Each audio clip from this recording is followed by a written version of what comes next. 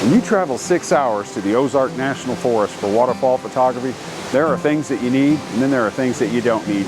But there's one thing that most people think they're not going to need for waterfall photography, and they don't bring it. And today, I'm glad I brought mine.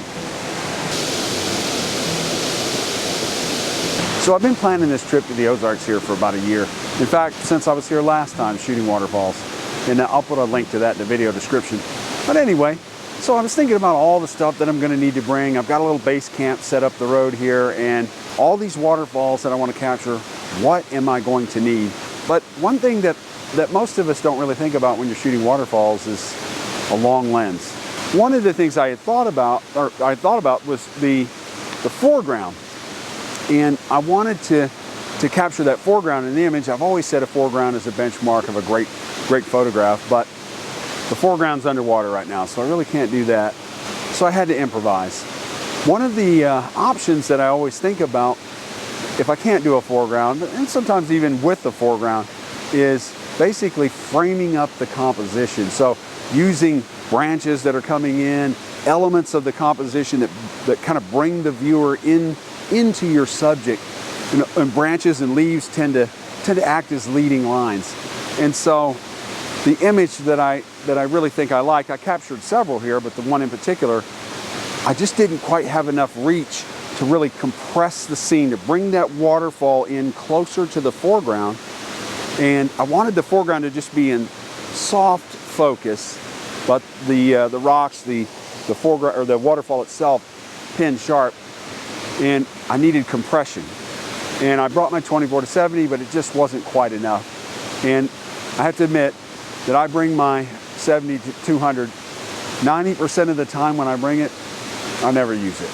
But it's at 10%. Today, I had the long lens, and I was glad I did it. That extra focal length that I needed, I was able to compress that scene and kind of bring those foreground and background elements together and hopefully eliminate some of the distracting elements and basically allow the viewer to be pulled into the subject without necessarily having a fantastic foreground, or at least the foreground that I was hoping for.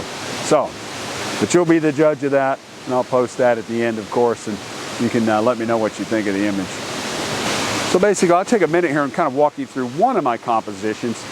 I was looking here at this composition and really using the leaves, and I really want those in soft focus. You know, I could focus stack them. I mean, there's really no winds, but it just doesn't look natural. And some things just aren't natural. And I think they can be a distraction, an unintended distraction, but a distraction nonetheless. And I think when you have a situation like this where your eyes naturally focus on the waterfall and they naturally blur out the leaves in the foreground. And I think that's, at least that was my thought, that's the way I wanted to capture the image. So I think I shot this one at about f5, 5.6 to just make sure that everything was in soft focus in the foreground, but in the background, pin sharp. But anyway, I really tried to use this tree here to the left just as an anchoring point for the image to bring some more interest into the image, but and balance too. But I'm afraid that maybe I've got a little bit too much water in the foreground. With, you know, some nice rocky foreground would be nice, but you know, I didn't have that, so really just kind of framing up the image, and hopefully that'll come out like I intended. Maybe I'll get a couple good images out of here, but this one over here, that's the one I think I'm really going to be happy with. Well, it would be super nice if there was one super lens that did it all, that had all the focal length that you would ever need, wide angle, zoom, telephoto, primes all built into one. But you know, those lenses just don't exist. So most of us, we have to make choices. And I always say that the best, and matter of fact, I talk about focal length in another video, and I'll post a link to that in the video description too. But I think for me, the best focal length, if I were going to bring just one lens to a waterfall shoot, just one, it would be the 24-70. But I've used them all. I used my 14-24, 24-70, and the 70-200. And I certainly use that 70-200 far less than anything else. My most used lens is a 24-70. So I think that's a good focal range for waterfall photography. But I think the lesson for me is, you know, if you can bring it, it's a little bit of extra weight in your bag, and if you're going to hike, you know, 2-3 miles, at least for me, it's worth bringing. So I can skimp on some other things and bring the Nikon Holy Trinity with me. So I don't always do that, but it's nice to have it when you need it. And today, I hope it paid off. Well, I'm getting ready to head down to Fuzzy Butt Falls. I'll probably put that on next week's video. But anyway, hey, before I go, I just wanted to give a shout out to all my followers. I just hit 500 subscribers. Thank you all very much. I truly appreciate your support of the channel. And I hope that I bring some value, if not some photography lessons, maybe some entertainment.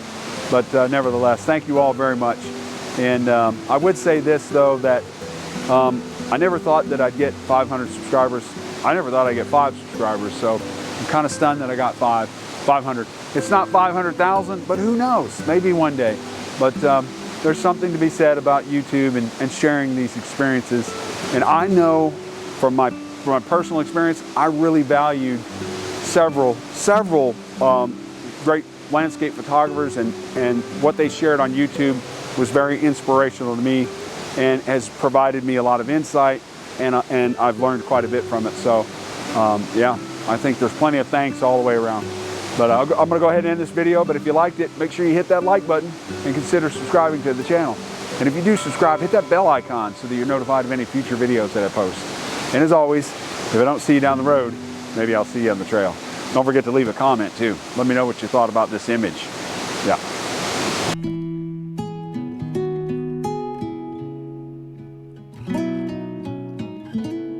Overall, I was pretty happy with this image. Despite the absence of a jaw-dropping foreground at the lower base, I think the leaves, soft focus, and leading lines guide the viewer's eyes to the subject. Balance is always a concern, but I think it worked out well in this case. The challenge of waterfall photography lies in the ability of the photographer to juggle many obstacles simultaneously, often with only a narrow window of favorable light.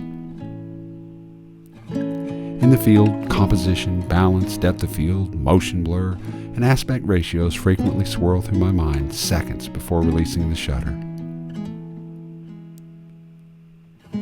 Frankly, I think the thrill of landscape photography comes from the balancing of the art of composition with one's technical abilities to make a still image come to life.